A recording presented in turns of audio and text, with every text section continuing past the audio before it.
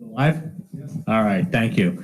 All right, thank you, everybody, whoever's watching, and our one attendee for the budget workshop, which I think is more than we usually get. But I'm pleased tonight to hold our first budget, our first real budget workshop for this budget season, and I'm going to just turn it right over to our Assistant Superintendent for Business, Mr. Steve Schloika, to kind of walk us through the presentation. And would you rather questions during or hold questions for the end? We're going to have some numbers tonight, so if you do have some questions during, we'll hold up the program and we'll address them. So we're right on that slide. I think that'd be easier instead of trying to great. Go back and forth. And everybody should have a copy of the presentation here. So, all right. All right. Thank you very much, President Kern. Welcome everyone this evening. It's good to see you all. And this is actually our second budget workshop. We had a nice overview the first time, and this time we're going to go through just a few of our numbers. Key, of course, is our tax levy limit calculation. And one of the things that I'd like to point out, always the important piece, is the lower right-hand corner. Our maximum allowable tax levy for this next upcoming school year is 1.85% in the lower right corner, or $2,106,850. I have a technical question. I'm sorry. That's fine. Technical question for Eric in the back. Okay, go ahead, Eric. For anybody watching that's not here, are they seeing us or are they seeing the presentation? Both. Okay, so they don't see us. They're not watching. Okay. Okay, then we don't have to move.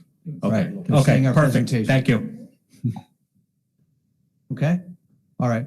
Well, very importantly, this is obviously, you can walk through this calculation just a little bit. You can see our prior year tax levy actually was this year was 113 million.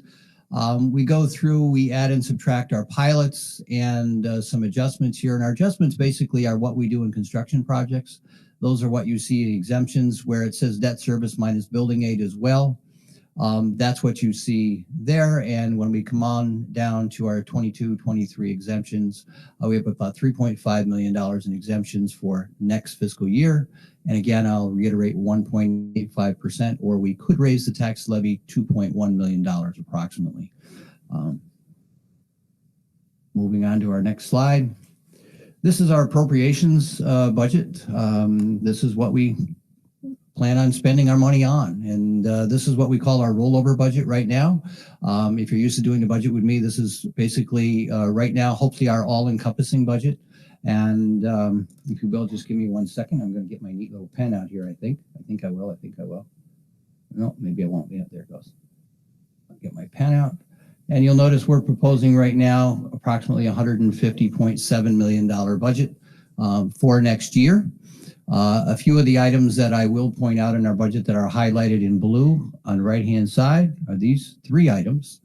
You'll notice our debt service, of course, is, as we know, if you've been following us year after year, that our debt service payments are actually going away. A lot of our bonds are being paid this fiscal year, so we won't have those for next year. That's why you see it going down 22.59%. So those payments will be going away, which is kind of nice.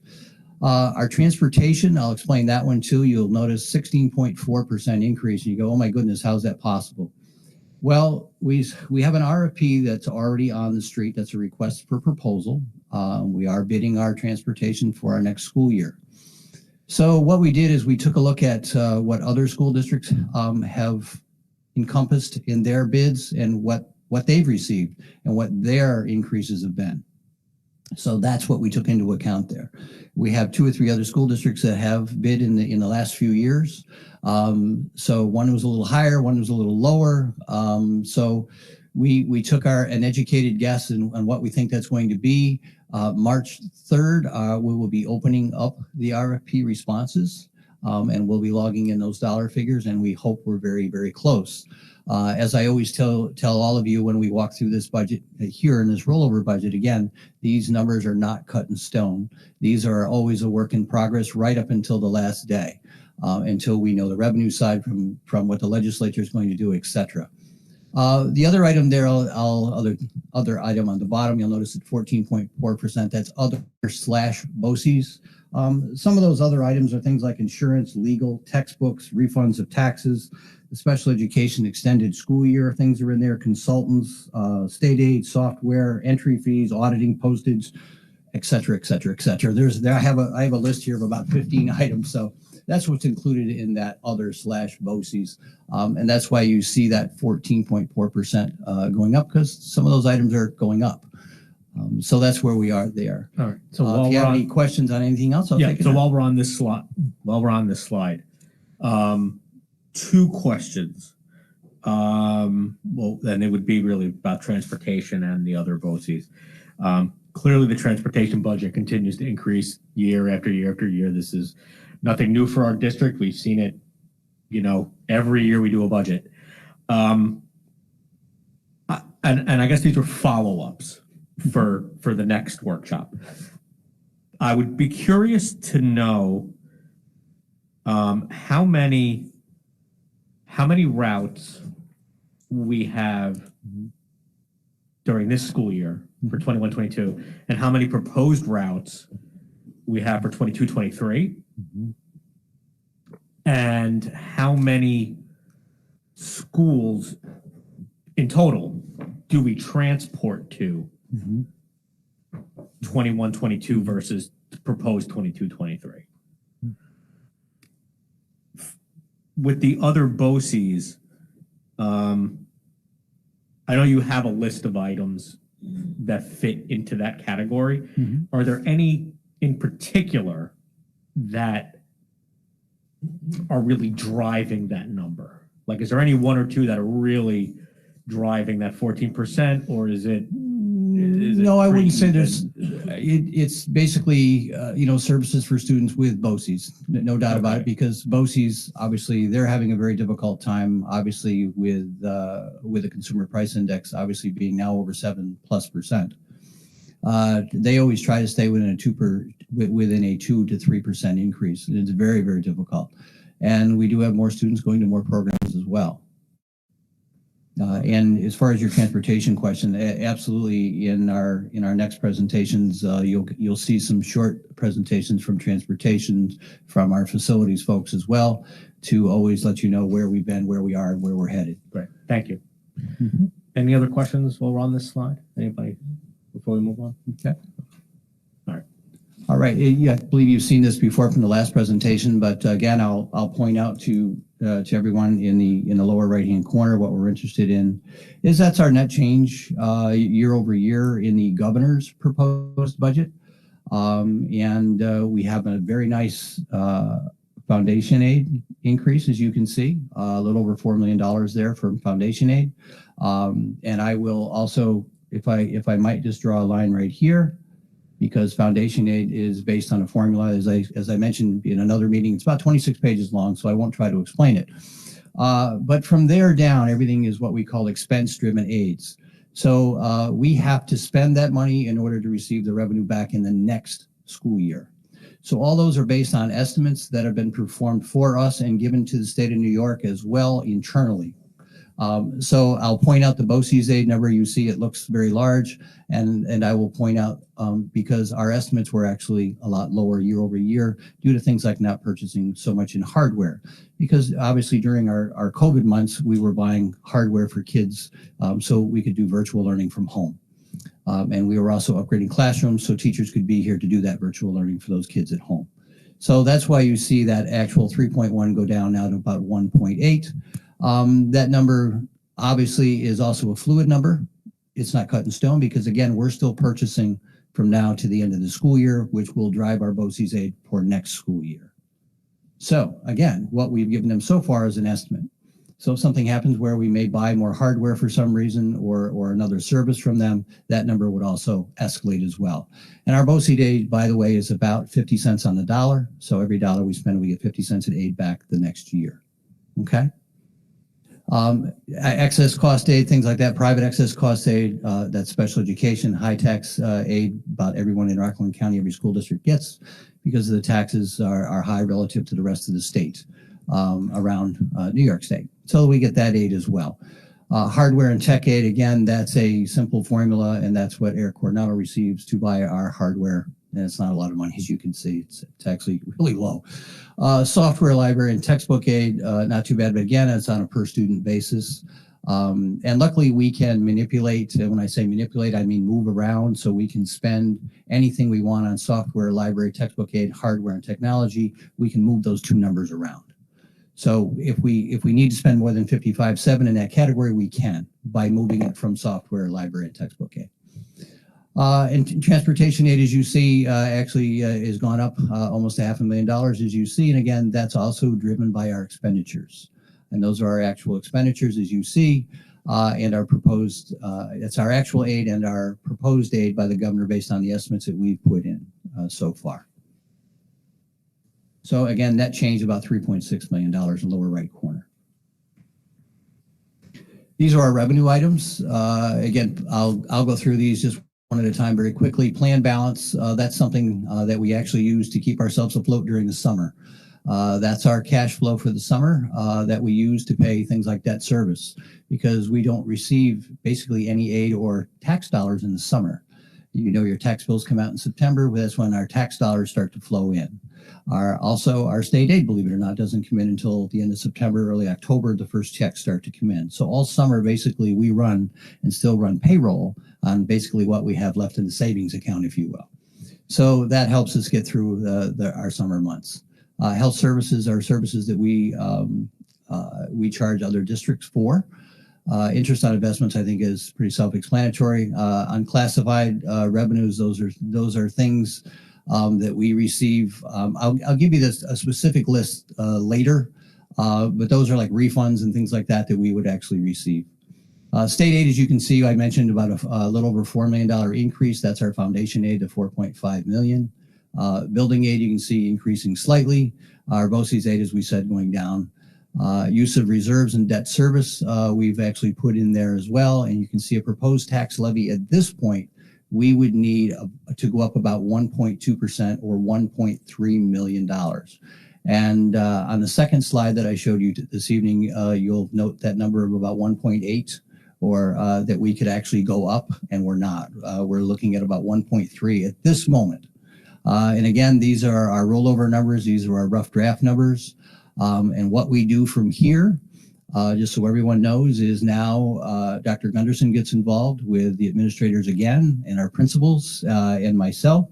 And we sit down now and we'll go over curriculum with Mrs. Weber and Dr. Lisa Castaldo as well. And now we'll move things around exactly where they need to be. So when we meet with you next time, we'll have an even better and more honed approach.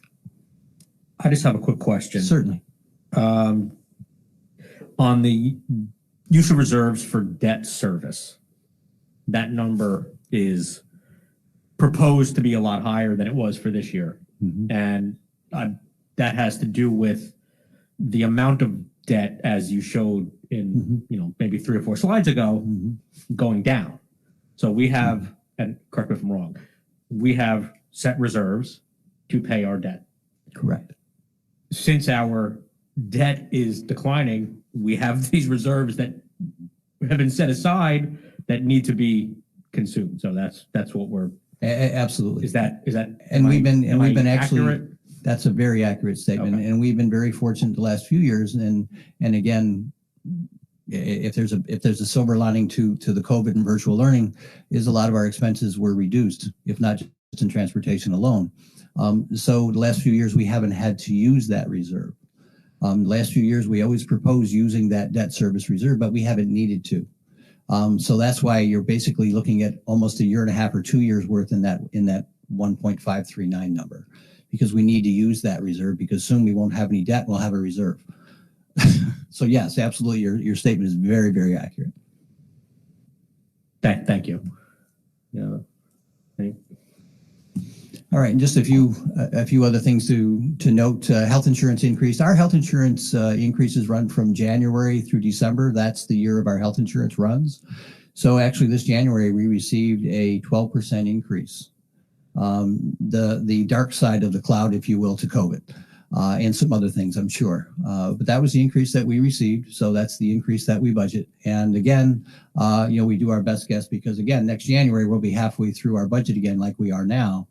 And so we take that best guess and go, okay, probably going to see another double digit is the guess. So that 12% will stand for now. Teachers' retirement and employees' retirement system rates, those are what we pay, obviously, into the New York State retirement systems for our employees, both certified and non-certified. And then, of course, we have our normal increases in FICA and Medicare with, obviously, increases in salaries. Ooh, I'm sorry, go ahead, sir. The employees' retirement rate went down? It actually did, yes. Yes, it did. Yes, that's correct. That's correct. Some facilities initiatives that are in the operating budget this year and actually a little bit lower than usual. I'll start out, but Viola elevator upgrades are going to be approximately $100,000. Viola sidewalk improvements of about $40,000. High school softball batting cages will be going up for about $300,000. High school sidewalk improvements for $35,000, and district-wide parking lot seal coatings to maintain our parking lots, about $25,000 district-wide.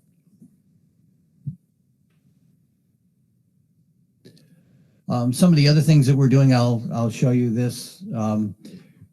In the photos, you'll see the Suffern High School on your left and the Suffern Middle School on the right on the bottom of this picture. What we're proposing right now is a $2.9 million roof project between both schools. The roofs that you see colored in white are the roofs that have already been done. You'll notice the middle school on the right. The blue that you see are the proposed new roofs that we will take care of in this coming summer with your approval and the voters' approval, Proposition 2. And then the middle school roofs will be totally done, and they'll have 20+ year warranties on them. The high school on the left, again, the white that you see are the roofs that have already been accomplished. The ones that you see in blue are what we're proposing for this coming summer. So you'll see probably half to probably, I'm going to say, I'll call it 65 to 70%. You call it what you will, is what you see. The roofs at the high school will be all done. So that's what we'd like to do, and that's what we'd like to continue, because we've been working very diligently to get all of our roofs all done and have 20 to 30 year warranties on them, and do the same thing with our boilers and our air conditioning systems as well. We're working very hard to make sure we have a dry envelope, as they say, and we have a very comfortable learning environment. Proposition 3, and what this is, I believe most of you may have been here, just a few of you were not, when you, about 4 years ago, you did a $10 million capital reserve.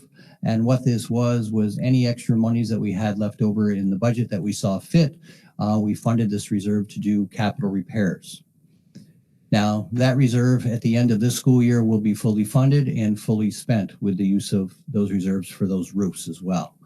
So it's time to re-up that another $10 million going forward. And again, using any extra funds that we have left over in our budget to be able to fund that as we move forward, and to spend it to keep going with things like roofs and boilers and air conditioning systems and ventilation systems. And that's it. I'm all set. Thank you very much. Anyone have any other questions? Right. Are we good? Thank you. I have a couple of questions, but I mean, I'll see if anybody else has any first. No? Anybody? Okay, so I have 3 quick things. Just number one, just so everybody understands that when it comes time to vote this year, you'll be voting on a budget, and there's 2 propositions. Usually there's a proposition number 2, but this year there will be a 3rd proposition, just so everybody understands that, you'll be asked when you go to the ballot, to the booth, to vote for the budget, and then to vote on the use of funds that already exist for Prop 2, and then vote for Prop 3, which would be to create a new capital reserve. That's correct. My two questions are, and again, I do not expect answers right now. These are more some thoughts for the next workshop. Number one has to do with something that we talked about in an advocacy committee meeting a couple months ago regarding school lunch and free and reduced lunch. Now, many people here have students in the district. If you have kids in the district currently in the schools, you know that over the last couple of years since COVID, breakfast and lunch have been free for all students. That wasn't always the case. Prior to COVID, there is a free and reduced lunch, but there is also a pay lunch, which maybe it was $2.90 or $3.10 or whatever it was. Personally, I think it's great that as a district, we're able to currently offer breakfast and lunch to all students in this district free of charge. And I'm curious to know what the impact would be for the district to continue that permanently once COVID is gone and we can, resume normal life and normal school. What would it take for our district to be able to offer free breakfast and lunch for every student in the district? So that's one, again, I know you're not going to have an answer for me right now, but just something I wanted to float out there. My second question is related to legal fees. So, historically, we've spent a lot of money on legal fees in this district, especially over the last decade or so. We had a change in our district and board attorney this year, and from where I sit, it seems to me like that expense has gone down. I would be curious to see a comparison, maybe of where we were over the first, 6 months of the year versus the last couple of years, to see how those numbers have changed. We obviously don't want to be spending a lot of money on legal fees. We don't want all these dollars to go towards that.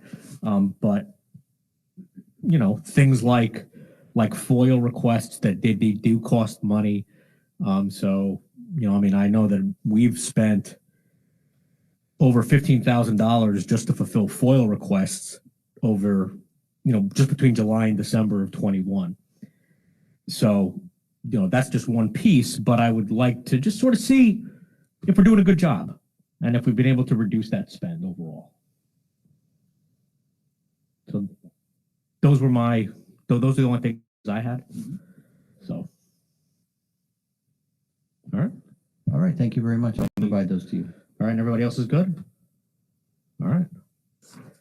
All right. Listen, Steve, thank you very much for the presentation. Thanks, Steve. You're very welcome. Thank you, as usual. Thank you, Steve.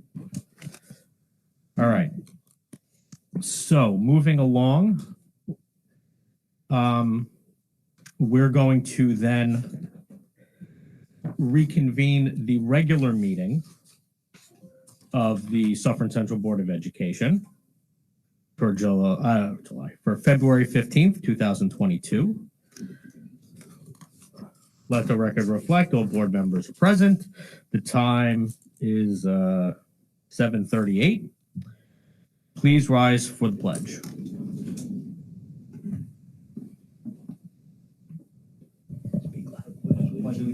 To the flag of the United States of America, and to the republic for which it stands, one nation, under God, indivisible, with liberty and justice for all.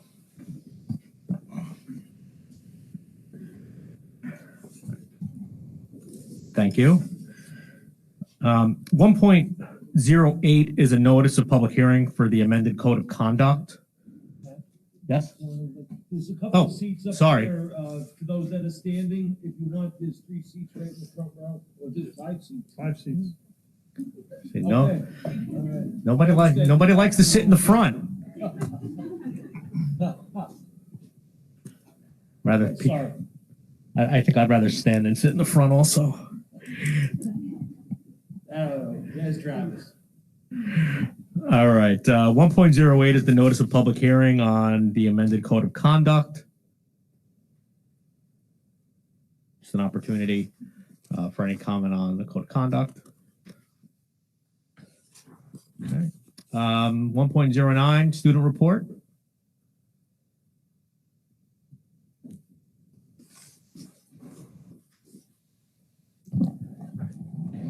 Hi, my name is Michael Assad. So today we held a peer leadership workshop at the Suffern High School. Our seniors guided freshmen on social media safety, including what to and what not to post on social media platforms. Tomorrow during unit lunch, the Spanish Honor Society is hosting its monthly luncheon for newcomer students. The theme this time is celebrating friendships. Over the past weekends, our music students have represented Suffern High School beautifully. 14 ninth graders were selected to the Rockland Junior All-County Ensembles, and 49 10th through 12th graders were selected to the Rockland Senior All-County Ensembles. This Thursday is a college planning night at 7 p.m. for seniors and their parents, hosted by the guidance department. This Friday is the Heroes and Cool Kids second visit to the middle school. And on Saturday, the 26th, we will have the PSAT administered at the high school. Thank you. Thanks, Mike. All right. Thank you.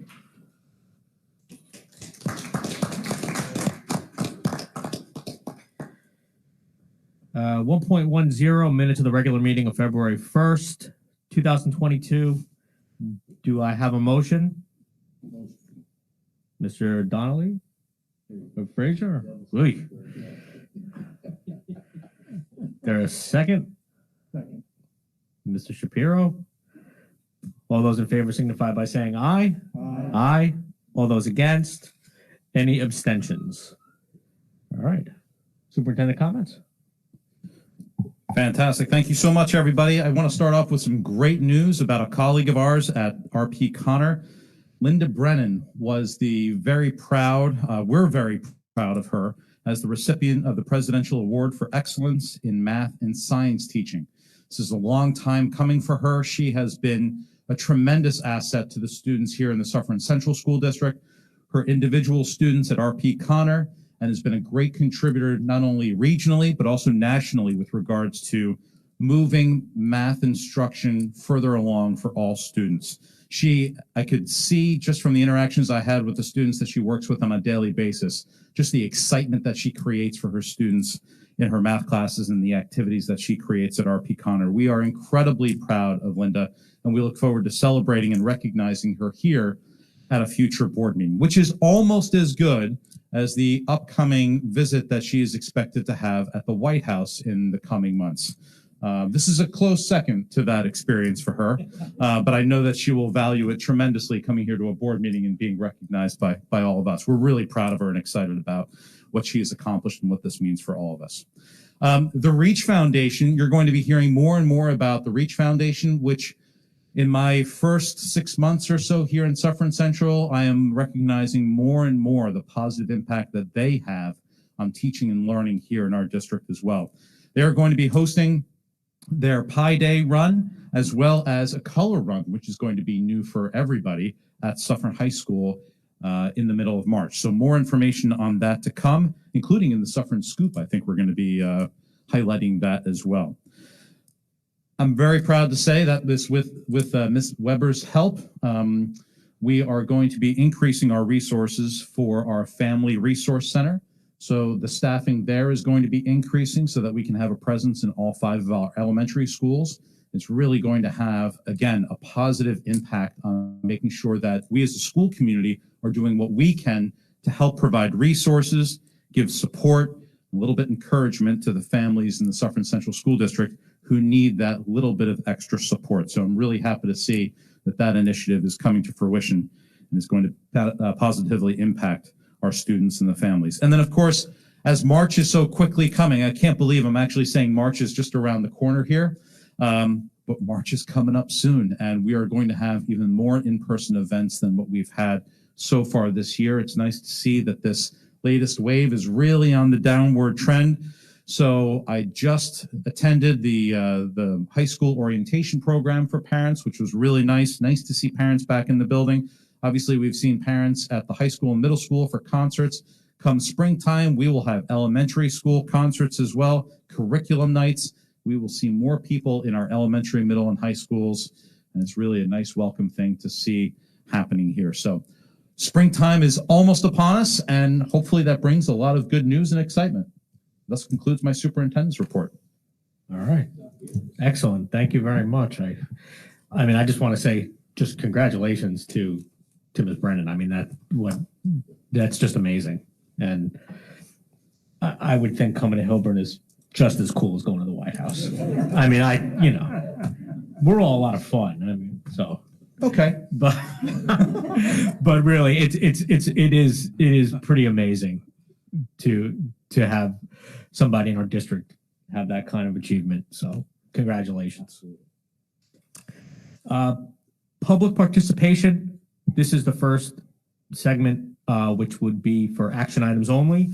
If there's anybody who wishes to speak on any of the action items on tonight's agenda, please step to the podium. Okay. Seeing as there is none, we will move on to our action items. So tonight, we have action items 2.01 through 2.14. I will call for a consent agenda for these items. Is there anything that anybody wishes to pull from the consent agenda? No? Okay. All right. So for 2.01 through 2.14, do I have a motion? Ms. Dickman? Is there a second? Mr. Frazier? All those in favor signify by saying aye. Aye. All those against? Any abstentions? Okay, great. Thank you all very much. 3.01, this is a COVID committee update. I believe Dr. Nick Pond, are you going to take that one? All right. Thank you, Matt. So basically with this time in the agenda, I wanted to kind of present an overview of what the COVID committee is and basically give everyone a sense of what we have been doing as a group and trying to help this district through difficult times in the past 2 years. The committee started basically at the beginning of this past school year. And I think it really stemmed from an effort for board members to be a little more involved in terms of getting information from the administration and discussing things and trying to come to consensus of how to steer our way through these difficult decisions and protocol changes and things like that. So I think that's really the impetus of why this COVID committee started. It basically consists of myself, Mr. Shapiro, and Mrs. Hodge, and Dr. Gunderson and Dr. Castaldo basically are the committee members that meet and discuss different topics. And really the primary function is to allow for efficient exchange of information regarding COVID protocols and policies between the administration and the Board of Education. Guidance from the state has been and is constantly changing and evolving. This committee allows the board and the administration to meet more frequently than board meetings because of how the information is coming so quickly in order to discuss these guidelines and how they are implemented as policy in the district. So some of these examples from recent past are the ever-changing quarantine guidelines. We've discussed those at length, Dr. Castaldo, and basically how to implement those into a functioning system for the school district. Development and implementation of a test to stay program, for the district. Distribution of home test kits, establishing student vaccine clinics. So these are just some examples of some of the topics we've discussed between the administration and the board on the committee. And I also want to take this opportunity to acknowledge the outstanding work of the administration, Dr. Gunderson and Dr. Castaldo in particular, but also the teachers and staff in the district, the custodians, the school nurses.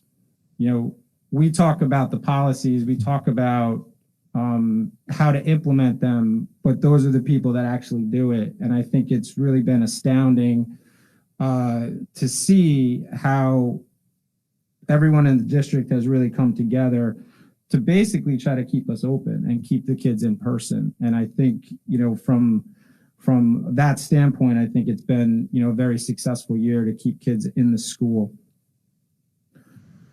And lastly, I just want to comment, we are anticipating changes to guidance from the state officials in the near future, specifically regarding mask wearing in school. Depending on the specific changes to these guidelines, the COVID committee and district administration will continue with our past practice of staying consistent with following state and Department of Health guidance.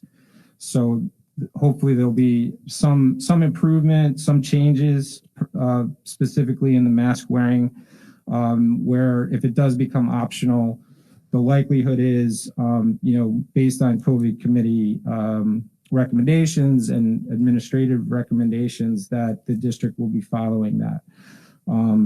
Again, this is ever evolving, ever fluid. Things change on a dime. So we will continue to monitor situations. We will continue to seek input from the state and hopefully, be able to continue forward. The numbers are looking good in terms of case numbers across the state. So hopefully that will also register as improvement with mitigation strategies as well. So, so that's basically a general overview, general update of the COVID committee. Thank you. That was very informative and in depth. And are there any questions from the board for Dr. Nick Pond? I don't have a question. I would just like to thank you for presenting this to us. Thank you. You're welcome. Yes. Thank you. All right. Okay.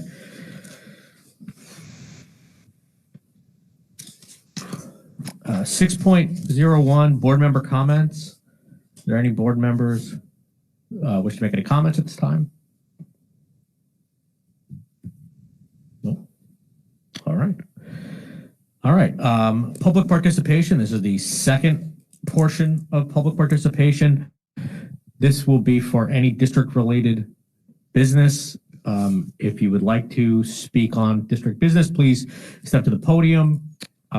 It's a 3-minute speaking time. Please do not mention any students, any staff, and anybody wishes to speak.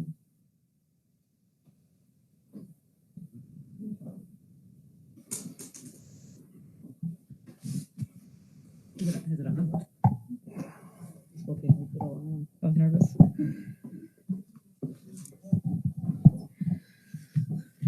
Good evening. 2022 is off to a great start, and we have so many great things going on at Sloatsburg Elementary. Oh, I'm sorry. Oh, you have to, I you have to just tell us said who it. you are. Oh, Oh my gosh. So everybody knows. What everybody knew. I'm Jean Wallace. I'm a first grade teacher at Sloatsburg. Thank you. First, we would like to welcome Jessica Herban, our new art teacher, Dan Malloy, our new OT, and Matt Suffern, that is his last name, our new orchestra teacher to our building. A family resource coordinator will be starting at Sloatsburg. This will be a welcome addition and another way to support our families in need. On February 25th, we have an author visit from John Nassavera. He is the author of The Garden Raid and The Chain Links We're Better Together. His books teach about listening to your inner voice, respect, acceptance, and friendship. His books also touch on the importance of community, caring for others, as well as finding confidence in yourself. Officer Small from the Ramapo Police Department is coming to speak to our 4th and 5th graders on the importance of social media and internet safety. Our kindergarten post office is up and running. The kindergartners are being encouraged to write letters and have them sent to each other. This has been a great motivator for our youngest writers. Our 1st graders just visited the planetarium. They enjoyed learning about the sun, moon, and stars. For American Heart Month, our pirates are learning the importance of a healthy diet through fun games such as the Artery Avengers. Sloatsburg is very excited for the Rockland Read-In. Last year, we were number 2 in the county and got the award for the most improved for a small school. We're looking for 1st place this year. Civics Day is on February 23rd. Our history honor students from the high school are coming to speak to our 1st, 3rd, and 5th graders to teach our students about civics education. The themes of their lessons will be about Memorial Day and our community. The 100th day is right around the corner. Some of the ways we're celebrating is dressing up like a 100-year-old, writing 100 reasons we love our school, making 100 bee necklaces, and celebrating all things 100.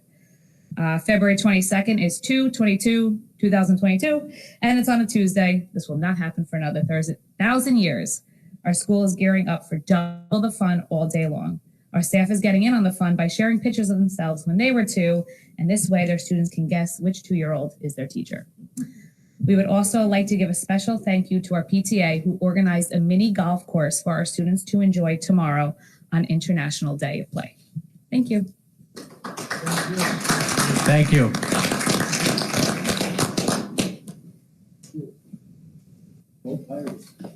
Hi, my name is Tara Velto, and I am a kindergarten teacher at Cherry Lane. One of the best parts about teaching kindergarten is instilling a love of learning and getting our students excited to come to school. This week is World Kindness Week, and my class has been talking a lot about what kindness looks like, and we have been recognizing and acknowledging all the acts of kindness we see in each other. Bless you. We have witnessed kids helping each other zip their jackets, open snacks, ask a friend playing alone to play with them, and just going out of their way to make sure their friends are happy. My students know how to be kind because their families have shown them what kindness is, which leads me to why I wanted to come speak tonight. I wanted to come here to thank all of the families for not only helping your children learn, but also teaching your children to be good people. With the pandemic, I have been able to build relationships with families in ways I never did before. Having all of these remote days has allowed me to see into your homes and meet and speak with family members that I normally wouldn't meet. I have watched moms and dads balancing their own work calls right beside their children who are in Google Meets with me just to make sure their child is still learning. I got to meet and speak with extended family members who I normally wouldn't get to meet in a regular school year. Grandmas, pop-pops, aunts, uncles, titis, abuelas, siblings, cousins, and even the occasional dog have all stepped in to help their children learn, and I have been lucky enough to get to know them all. So, thank you all for showing your children the value and importance of learning and for giving your support to my colleagues and I. And we know it hasn't been easy, but we appreciate everything you do. Thank you.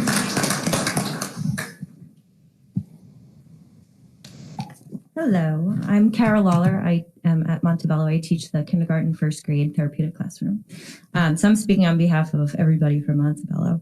So we want to begin by saying that the students are happy and excited to be in school, and so are we. In January, all of our music concerts were canceled, and understandably so. We started off the month in February with a surprise faculty meeting, which included the 5th grade band and orchestra students performing live. This was amazing, and I think the students and the teachers, we were just in awe of everything. I think there were even a few little tears going on too. During this time too, some staff were able to speak with each other because we really haven't had a chance to see and had conversations. We were able to share our one word, which has been a school-wide initiative that began 4 years ago. Equity, community, harmony are a focus of Montebello students and staff. And now with the addition of our family resource coordinator, we have done an even better job of making sure that our families in need have what they need. As a school, we participated in the Global Day of Play. And this was, again, an amazing thing to see, and especially teaching kindergarten, to see the children interact and talk and play. And we've got to see, who is really great at it and who needs help with it. And it was just really awesome. And we talked about extending it a little bit longer in different times, because that socialization piece is what a lot of these little guys are missing. And it was really awesome to see. Second step is also going on, and it's over a series of 5 lessons in the past couple months. One of our classrooms have worked together with a special education teacher with the social worker, and they've been collaborating to teach the thoughts and behaviors and enhance learning. A key concept that was taught is self-talk, and there were 3 types of self-talk that children were encouraged to use: positive messages about learning, repeating directions to help with focus, and reminders to ignore distractions. 5th grade is finishing up their reading unit, exploring the fantasy world, and are busy supporting claims with details as they begin they begin working on sophisticated essayists in writing. Even as 5th graders, they love giving and receiving Valentine pom-pom bugs, and it was great seeing them enjoy being kids as they played together. Some of our 4th grade classes embraced a PBL adventure when they were charged with creating an epic 21st century learning space. Over the course of 6 weeks, they researched best practices, learning styles, learning layouts, and cutting-edge technology that would make for ideal learning environments. Students not only collaborated with peers, but with high school students as well. And the project accumulated with a persuasive essay, a room design recommendation, and a wish list for technology that was presented to Dr. Ivy and Dr. Gunderson. In some of our kindergarten classrooms, we've been working with a blended learning center where we've had different classes who have come together to participate in small group learning centers. So it's been pretty amazing to see, and they're based around literacy, writing, speaking, communicating, and working in groups. The centers include multisensory learning opportunities and allow for students to access the curriculum in a variety of ways. We've been very flexible and creative with our scheduling. There's some things that we have going on at Montebello. Thank you. Thank you very much. Travis Jackson, elementary school counselor at Viola and Montebello. I want to thank Jenny Mermelstein, first of all, for highlighting all the great work that we're doing during National School Counselor Week, which was last week. And this month, given that it's African American History Month, and I have a personal connection to the Brooks School and Thurgood Marshall and the desegregation movement, I've been doing lessons with 5th graders where I do a truncated version of Brooks School, and we talk about, everything that happened here. History happened here. A lot of people feel that if Thurgood Marshall didn't come here 11 years before Brown versus the Board of Education decision, that maybe he wouldn't have been as successful in arguing that landmark case. So I'm just continuing the good work of my dad, the late Dr. Travis Edward Jackson. So thank you. Thank you. Thank you.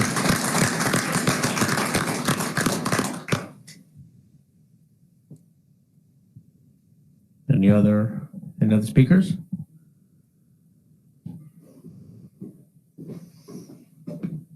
How are you? My name is Michael Mendez. I'm going to go in a little different direction here. I'm sorry I came a little late. I thought the thing started at 7:30, but so I'm just going to hit on topics I heard about a little and maybe something from last time. First off, the Proposition 3. I think restocking the reserves is a good thing as long as we don't have to pay higher taxes to do it. So I want to know I'm curious to know if it's going to affect, if doing it is going to result in an increase in taxes.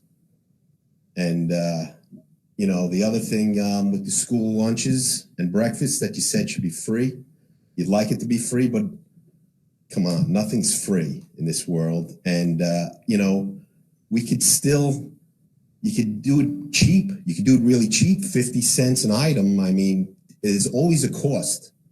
And if you don't take something in, then the burden's always going to be on us. And you never stop with there's going to be another free thing next year. And then one the year after that. It's got to stop. You can't keep giving out things because you feel good about it. Our taxes are ridiculous. I have a 2,100 square foot high ranch in this community on a very desirable street. And I'm paying $16,000 in taxes. I mean, I'm going to blink my eyes. I'm going to be paying $20,000. You'd think I'd have a horse ranch or Pacific Palisades in my backyard. And, it's just money is not being used right. I liked what you said about, let's look into the lawyer fees, legal fees, and see if we can cut it down some. But, it can't all be, there are things going on in society, in our community. I said it last time that I thought Suffern, I appreciate that you guys are doing a better job than what I see out there, but I'm still, disturbed. I mean, you got 3 doctors on this board. I told you last time, take all your masks, and you talk about testing. He was talking about Dr. Nick Pond talking about all the testing that you got to do. We're testing like crazy, everybody, everything, but nobody's testing the mask. I'm telling you, every one of your masks is baking, bacteria as you're sitting there with your mouth's covered up.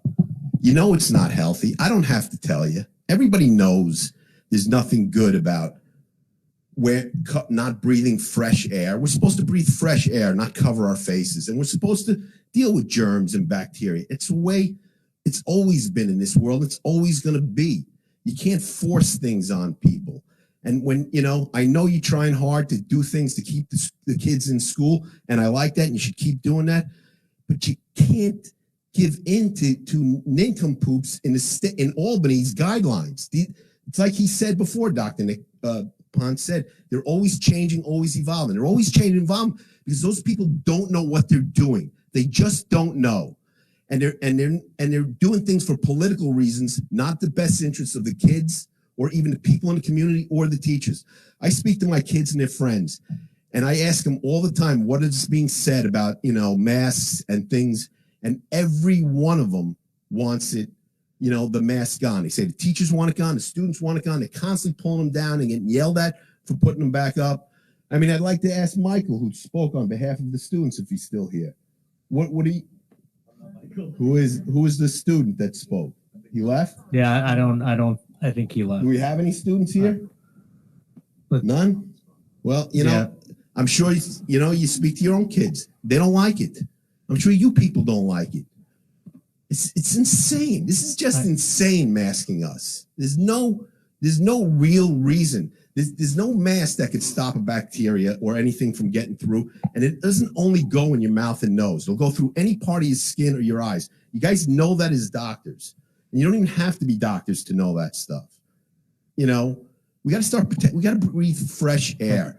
And when you say, following these guidelines and we're going to continue, last week you said we look forward to a day that we can remove the mask. And I said, why not today? So now 2 weeks go by and we're still wearing the mask, and you're telling me there's no end in sight. That's ridiculous. Can I just please ask? We're well over the 3 minutes. But everybody was over 3 minutes. No, but I'm pretty much done here. But okay. Thank you.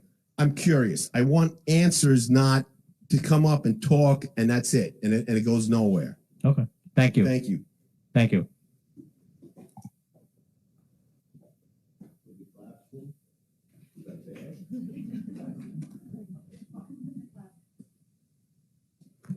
Hi, my name is Wendy Hawk, and I'm a teacher at Cherry Lane, resident of Airmont. And tonight I want to talk to you as a parent. I wanted to take a moment to thank Suffern Central School District, especially the teachers and staff, for all that you do for our children. My daughter Katie graduated from Suffern High School in 2016. She had amazing teachers throughout her years at Montebello, the middle school and the high school, who inspired her, encouraged her, and taught her much more than just academics. Katie developed a passion for music while attending Suffern schools. She was part of the marching band, pit orchestras, and many, many concerts. Mr. Stopek, Mr. Yarrington, Mr. Schwartz, and Mr. McCurder were all big influences in her life. Katie was lucky. She was able to take her passion for music and turn it into a career. She graduated from college in 2020 with a degree in music therapy and is now working as a music therapist at a children's hospital in Massachusetts and in an early intervention program. The opportunities that students have at Suffern are just amazing. From the many different classes offered to the music and arts programs, the athletics and the clubs, there truly is something for everyone. I asked Katie about some of her classmates from high school and where they are now. The list is impressive. enrolled in a PhD program in biochem at the University of Colorado Boulder, doing grad work at MIT, working for the FBI in Washington, D.C., teaching English in other countries, working for an aero engineering company in LA, going to med school, working for a civil rights organization, teaching, including our amazing new music teacher at Cherry Lane, Marilia Riva Andrade. The list goes on and on. Sometimes I think we get so caught up in the day-to-day life of school that we don't always look to see where we are headed. Suffern graduates are headed for great places. So I want to thank all the teachers, the staff, the administrators, and the board members for all that you do for our children. Suffern really is a great place to be. Thank you. Thank you very much.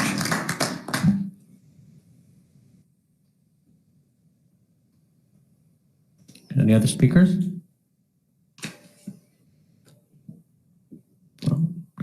All right, great. Then we will close this portion of the meeting and move on to superintendent closing comments. Just when we thought we were finished. Mr. Coronado, can you put up the draft calendars? So I want to take a moment to follow up on the conversation that we had at our last meeting about school calendars. Mr. Coronado has up draft number 1. This is the school calendar that we discussed last time.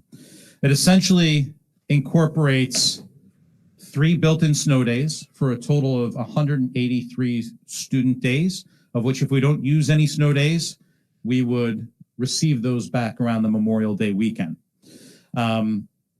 It has a standard start date of staff would come in on the day after Labor Day, September 6th. Typical holidays that we've had in place for quite some time are there. The Jewish holidays, we have Columbus Day would be closed. November 8th would be a superintendent's conference day where staff would be here, but students would not. Veterans Day, we would be closed. Of course, the Thanksgiving recess, the December holiday recess from December 26th through the observed holiday for New Year's Day, which would be January 2nd. MLK Day would be closed as well. A 4-day weekend for February break for President's Recess. So it would not be a full week as discussed 2 weeks ago. Superintendent's Conference Day, again, staff only on March 10th. The week of April 3rd would be spring recess, which would incorporate the first half of Passover beginning on April 5th, and Easter would be on April 9th. Memorial Day, as I mentioned, would be the 29th, which around Memorial Day would be give back days of school if snow days were not utilized. Juneteenth on June 19th, and our last day of school, the last Regents Day, would be June 23rd. That's what we discussed last time, and there was a question about what would be needed in order to have a full February break. So I, along with a couple of the other assistant superintendents, discussed what would be required, and I want to share with you draft number 2. So Mr. Coronado, if you can go to the beginning of draft number 2 here. Essentially, I think that's still draft number 1. Did you have 3 drafts, Eric? Okay. In the Excel spreadsheet, there should have been 3 worksheets. So let's just take a moment to see if you can get that. If not, I can verbally explain it.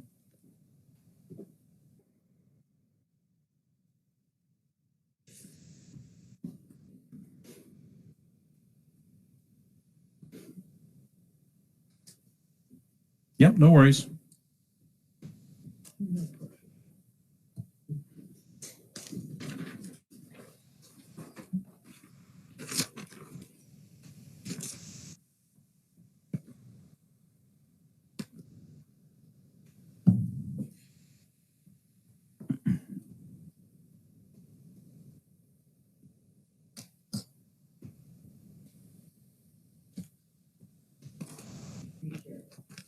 Just reshared it with them?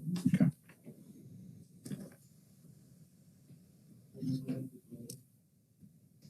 no worries.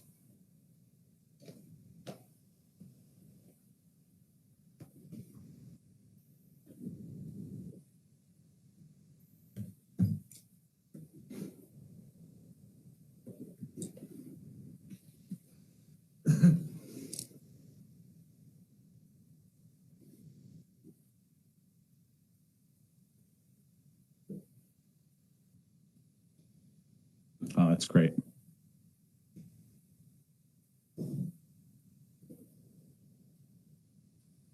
Almost great.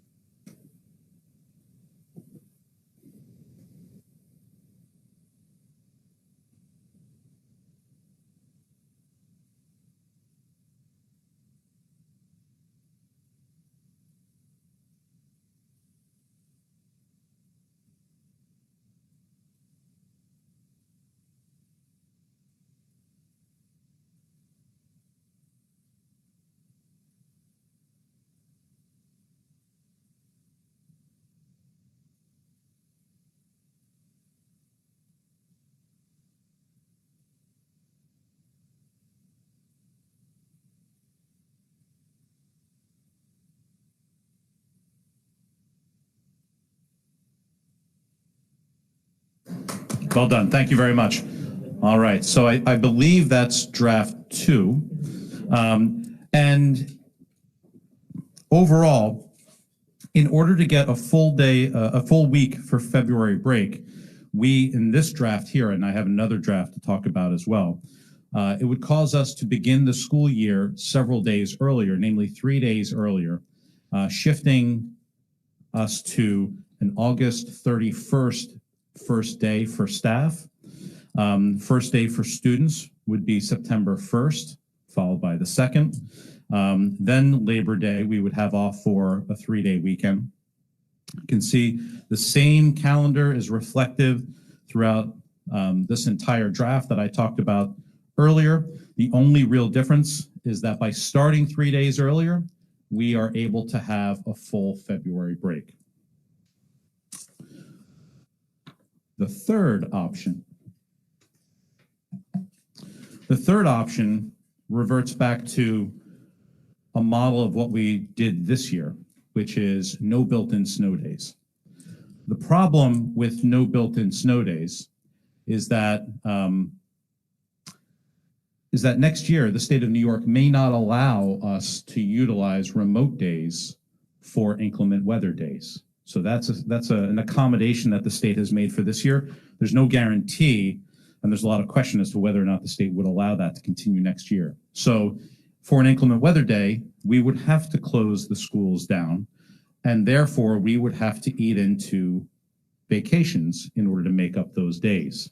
Of course, it wouldn't make sense to encroach on the full February break because, as we've all experienced before, we can get snow days in March and even the very beginning of April. And so to encroach on the February break, take a day or two away from that if we had a day or two of snow days, only then to have another snow day in March and take another one out of the spring break would cause pain on 2 different vacation weeks. So the proposal in this third option would be to simply, whatever snow days we needed, whatever days we needed to close down, we would take it out of the spring break, starting on that Monday, Tuesday, Wednesday, and so on and so forth. The challenge that we have is that there are so many holidays that we must observe and religious holidays that we want to allow us to observe, that there really is not a lot of wiggle room within the calendars that we are constrained to in the state of New York. Our last day has to be on the last Regent's Day, and we have a little bit of flexibility starting before Labor Day. But my concern, and this is what I'm going to share with the board, is that if we are committed in the future to having a full week of February break, I would suggest that we give staff and families plenty of advance notice over a year in advance, saying that that was going to be our practice or expected practice with an upcoming calendar, so that people could make accommodations to make sure that they're not away the day, several days before Labor Day. I think if we were to incorporate draft 2, where we would be starting school prior to Labor Day, I think that would be uncomfortable for a number of families and staff members that have already made plans. So that's why personally I'm not crazy about draft number 2. Draft number 3, we'll get a full February break, but the likelihood is that we will not have a full spring break. So I don't necessarily believe that option 3 is our best option either, which from my opinion as the superintendent brings me back to full circle, back to draft number 1. I know we're not in a position this evening to go ahead and approve this calendar, but I open it up for any Board of Education discussion or questions that you may have.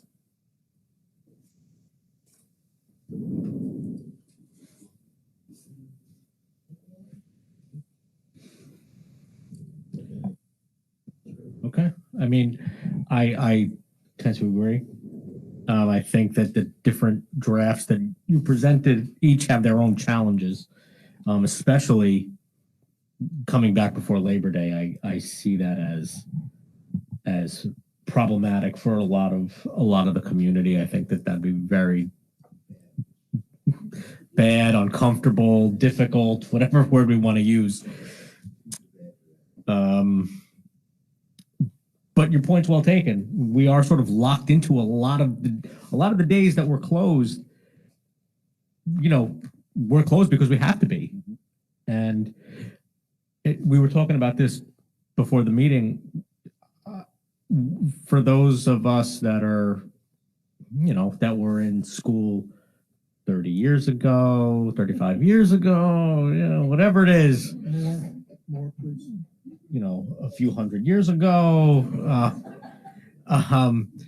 you know, we were used to having all these full weeks. But if you think about it, there were less holidays. There were less federal holidays.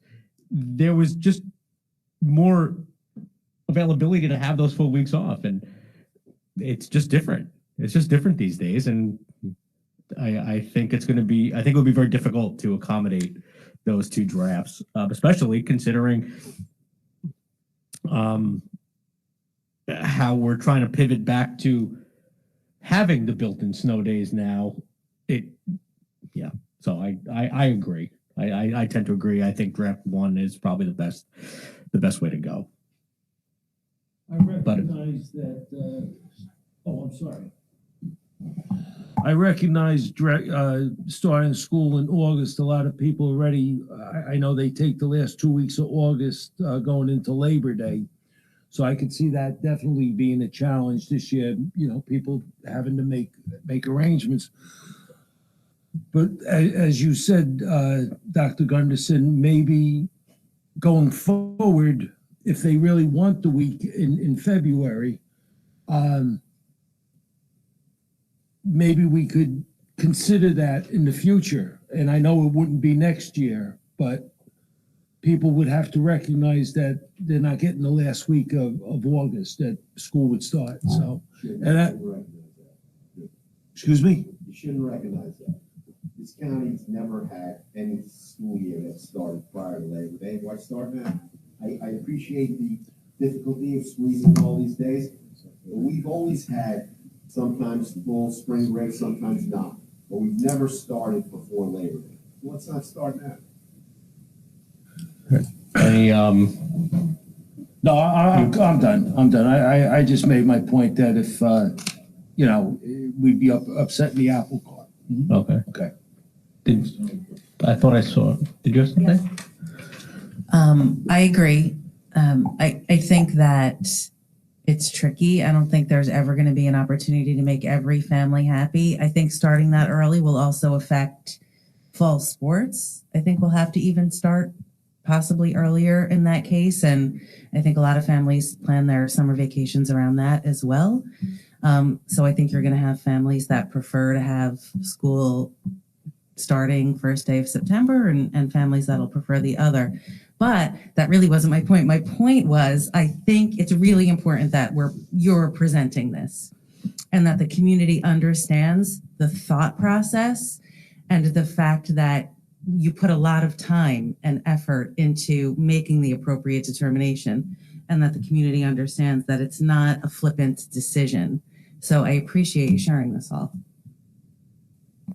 Well, thank you. I appreciate that as well. And I have to give credit to Mr. Montone and Ms. Weber, who helped me give me some institutional knowledge about Suffern and vacations, as well as do some research on this. And of course, Ms. Campbell as well, who helped put this together. In addition to that, the leadership of the SEA has been able to see this draft. And I agree. I think after looking at the different options, I think that this is our best bet moving forward for next year. All right. Yeah, thank you, Dr. Gunderson, for giving us the options. First of all, it's nice to see it all laid out. I agree that there is not a lot of wiggle room here. I think that, as Mrs. Hodge said, different things are important to different families. And it's certainly been expressed to members of the board that the February break is important to some families in this community. I do note that there are schools more in the western part of the country that are starting in August. I believe in many cases that's to accommodate extra study days for AP exams. So the children have that extra days of instruction. And so they have a little bit of a benefit there. I would note that in this district, we do ask families at times to be flexible. Like, for example, in the elementary school pickups, every 2 years, your pickup time changes and your dismissal time changes. And we all work around that. So going forward, as far as accommodating a February break, maybe we can, if it's not too complicated, alternate years where we start schools at different times in order to accommodate that for other families, as long as everybody has a lot of notice ahead of time so they can plan their summer vacations or their winter vacations or whatever time constraints they have. I think it's nice to be able to take into consideration the interest of all the families in the district going forward and see, even if we have to adjust sometimes from year to year, what we can do to serve every family. I think that's a good point. And this leads me to believe that it would be a good idea for me to take a look at the following year's calendar to see what type of flexibility we would have there. And honestly, I have not looked at that calendar yet, but that will be something that I take a look at to see if that's even a possibility.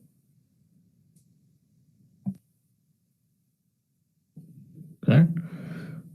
All right. Thank you. Thank you for presenting the options.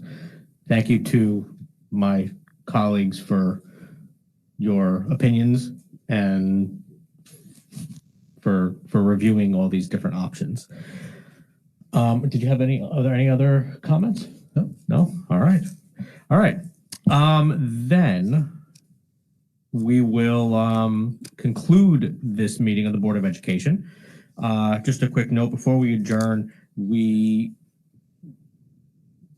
Oh, no, he's done. Just quick before we adjourn, we are going back into executive session. We just need to finish the last piece, one of the last items we just didn't have a chance to finish before the workshop. So we're going to adjourn. We're going to go back to exec, and then we will not be coming back down for public. So do I have a motion to adjourn? Motion. Mr. Donnelly, second. Ms. Dickman. All those in favor signify by saying aye. Aye. Thank you all very much. Our next meeting will be in 2 weeks, Tuesday, March 1st.